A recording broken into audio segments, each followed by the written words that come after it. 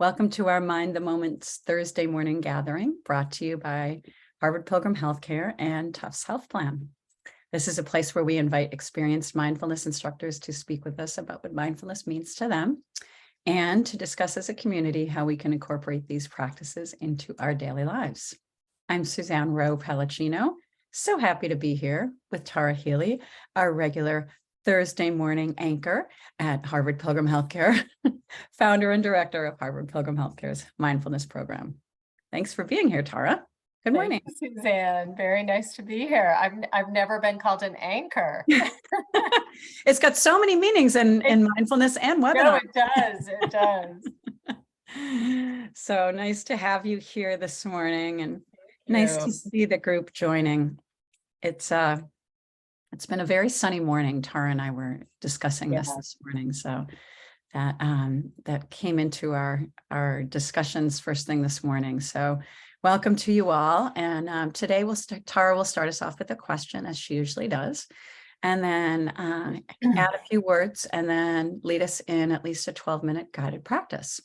After that, we'll have time for questions and a little bit of chatting. So if you go to the bottom of your Zoom screen and click on the chat, and when you do that, you have the opportunity to click on hosts and panelists on the blue drop-down menu on the bottom, and everyone can see your comments as they come in. So with that. Yeah, it's funny, Suzanne, I just put it to everyone, but it defaults to hosts and panelists, but yeah, okay.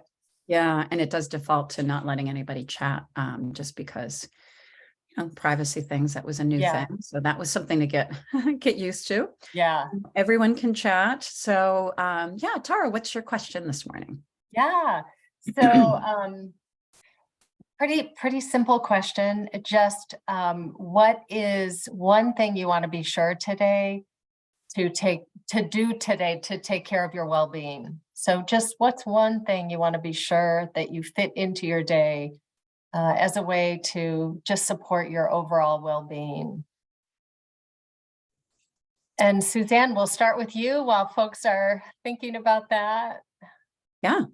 So I would say I'm going to do some yoga today. Nice. I've been finding I haven't been fitting that in, and it's so important for just my flexibility, mobility, all that stuff. So. Yeah. Nice. So how about you, Tara? So I want to make sure to get a run in. So I have a pretty full day. So just trying to find a window where I can be sure to get a run in. And I think I do have that window. Yeah. So it can be, sometimes it can be easy to talk yourself out of something. But I know I always feel better when I do it. I think some of it is just the thinking about it, anticipating it, the pre of doing it. And then when you do it, it's like, oh, I'm so glad. Mm-hmm. Yeah. And in some ways, in a good way, it's kind of hanging over you. Like, when are you going to do this? When are you going to do this? And, so you feel like if you get to the end of the day and you don't, you're going to feel like, why didn't I do that? Yeah. Yeah. It's so good to get in those routines. Anne's mentioning for a walk outside. Yeah. Lunch, Brenda, exercise, some type of exercise, Jeff. Walk the beach with my grand toddler. Okay. Oh, that just sounds lovely. It does. Taking the time to do Mind the Moment. Yeah. Well, you can check that off the list, Jennifer. Yes. Yeah. It's a good way to start. Yeah. There are so many things that that we try to fit into our day. I feel like in my mind, if I finish here and put the yoga on my calendar, right, I have to do it. Yeah. No, I definitely.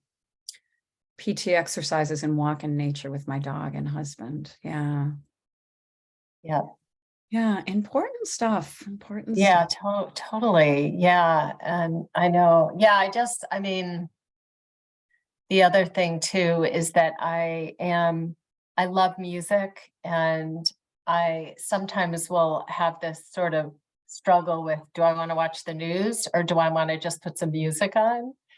And when I think about just my sense of well-being, and I play music, I'm always reminded of how much I love it. And there is a soothing nature to what I listen to. So it's kind of nice to have that in the background and not be so news dependent. I can find myself news dependent.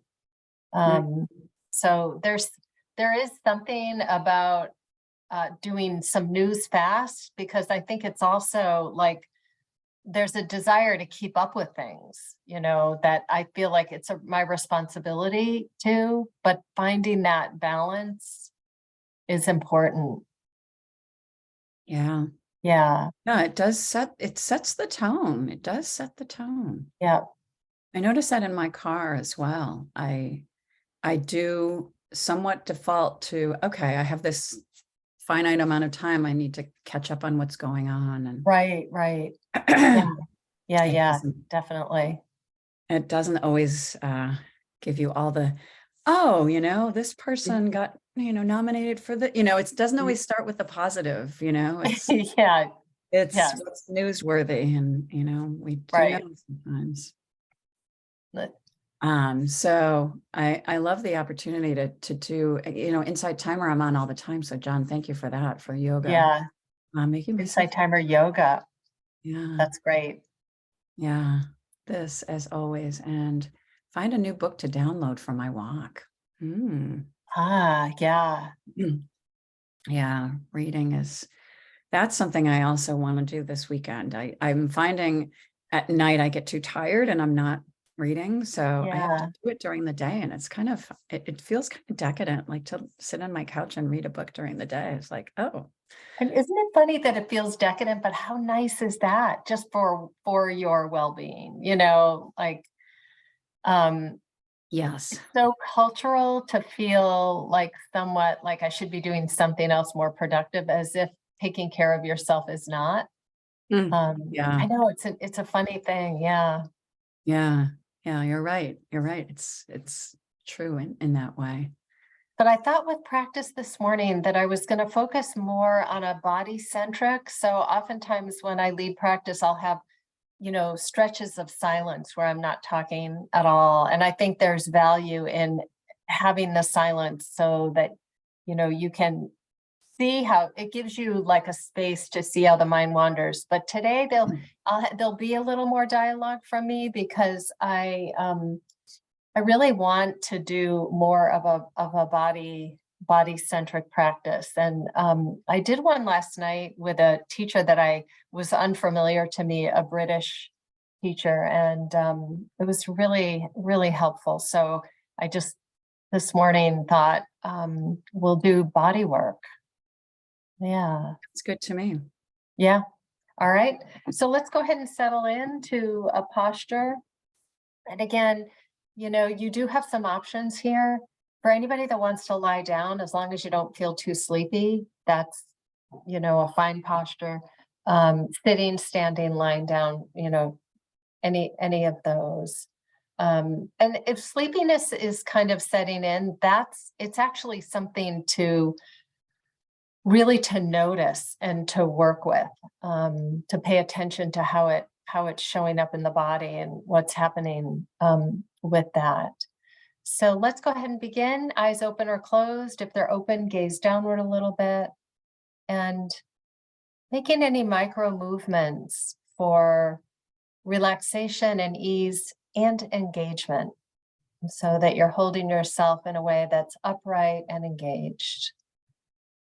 And letting go of all that has happened so far today, releasing anticipation of what's to come, and bringing the mind and the body together, settling into this moment, noticing the whole body. So bringing a wide angle lens of attention over the whole body, noticing the points of contact with the back of the body and the surface. Noticing sound that may be in the room or outside of the room. No need to label what's making it, but just a soft mental note hearing.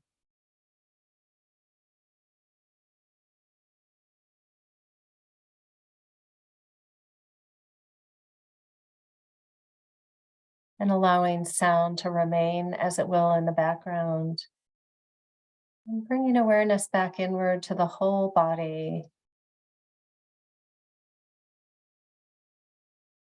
And bringing awareness now to the very top of the head. Noticing sensation or lack of sensation, isolating this region of the body.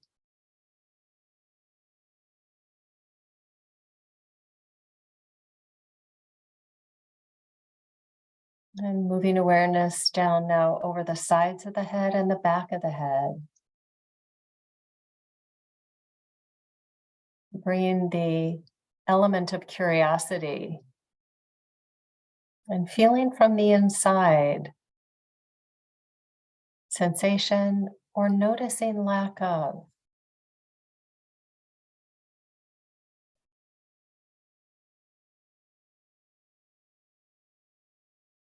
And bringing awareness now to the face.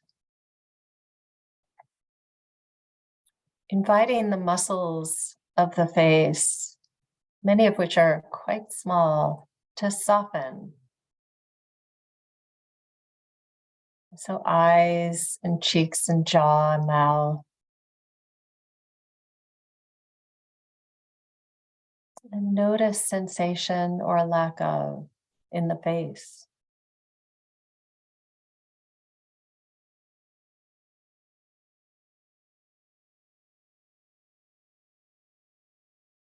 And moving awareness down over the neck.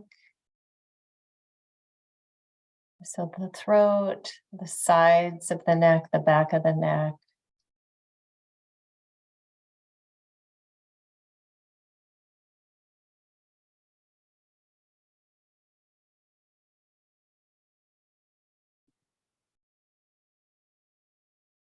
And releasing and moving now to the shoulders, both the left and the right, the upper arms, elbows, forearms, and hands. So really holding both arms in your field of awareness. And softening to the degree that you can and noticing sensation or lack of in both arms.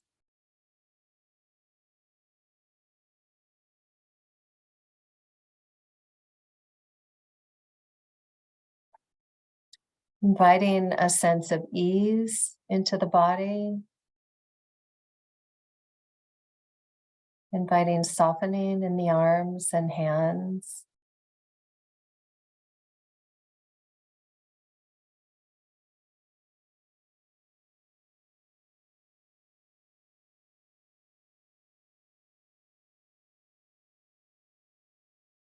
Bringing in the element of curiosity and receptivity to what's happening in this isolated region of the body.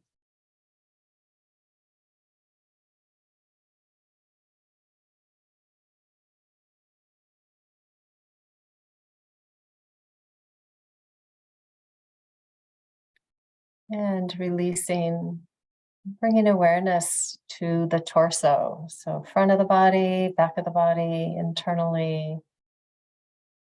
And again, inviting a softening and a receptivity, curiosity. Perhaps there's a point of contact you're aware of, or other sensations being offered.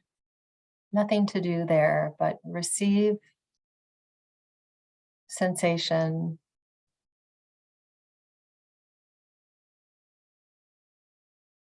And inviting a sense of ease.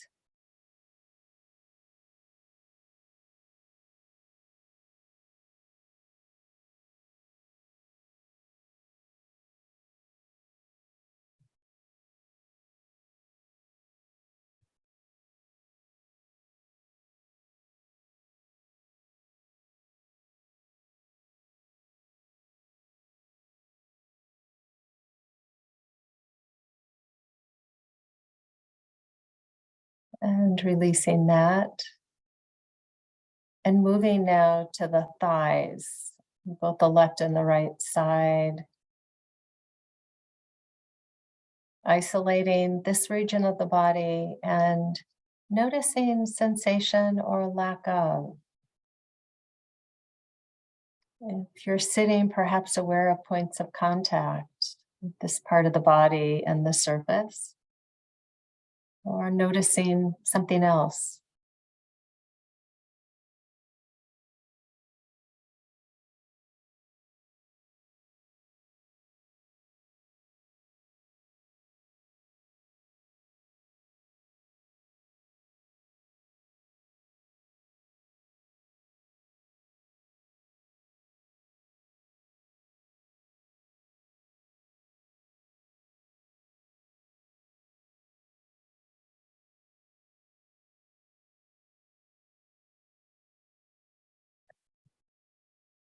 And releasing and moving to the knees. So the top of the knees, the sides, the back of the knees.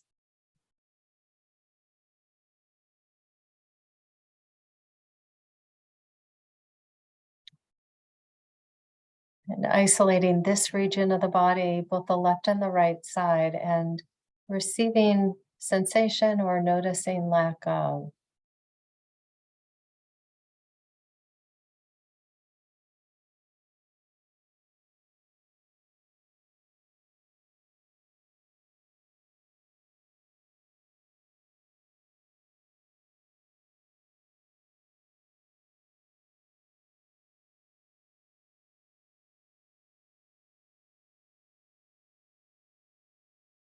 And bringing awareness to the lower leg, so the shins and the calf.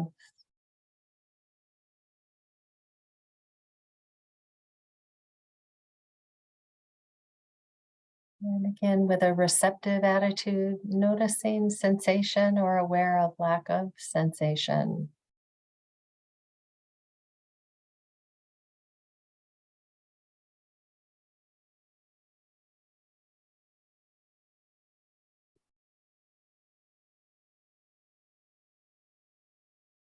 And moving awareness now to the feet.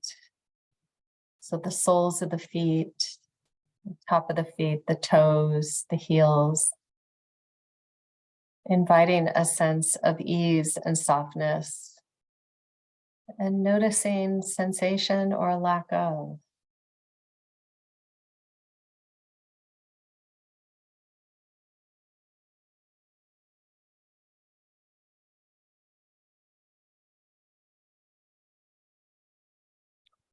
And releasing that. And begin to widen the sense of awareness over the whole body. So allowing the whole body to be your focus. And receiving sensations, allowing physical sensations in the body to serve as an anchor. And bringing that receptive, curious mind, just receiving sensation. So whole body awareness.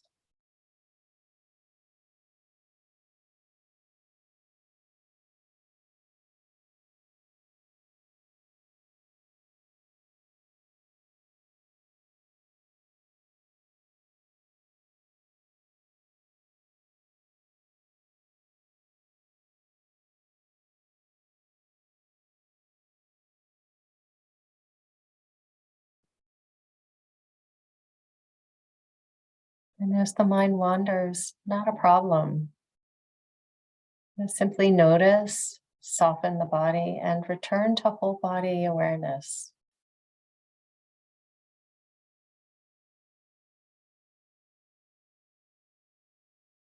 Really allowing yourselves to feel from the inside out.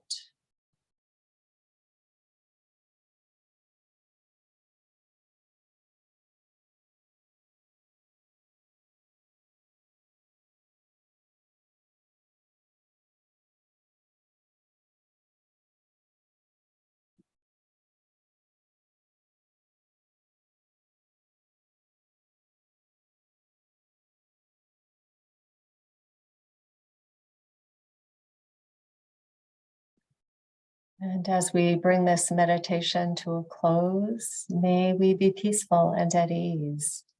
May our heart be soft and open. May we be safe and protected, and our body healthy and strong. And may the merit of our practice be for the benefit of all beings. And counting back 3, 2, and 1.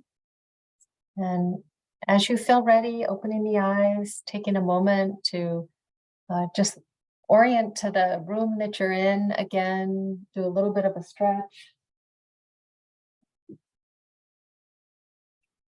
And I welcome back, everybody. And I noticed that that was just, that was about 14 minutes. So just giving everybody a sense of time. I don't know if that felt long for everyone. I realized I was going over, but not by much. So hopefully that was okay. Yeah. Yeah. No, it's, it depends on I guess it depends on the day for me. Sometimes with more of the guidance, it goes by quicker, Yes. Yes. because you're not Yeah. noticing as much of the span of time. Right. But, Yeah. it just all depends on the day. It does. I know. And no two practices are the same, right? Ever. No two practices are ever the same. Right. Yeah. Which is a good and important thing to just to keep in mind, and to, I think one of the things that I learned really early on is to have no expectations about what my practice might be like on any particular day, because I think it can be easy to get into, I've been practicing for this long, I should be at a different place, or I should, and it's not, not really true. Like, be kind to yourself and know that,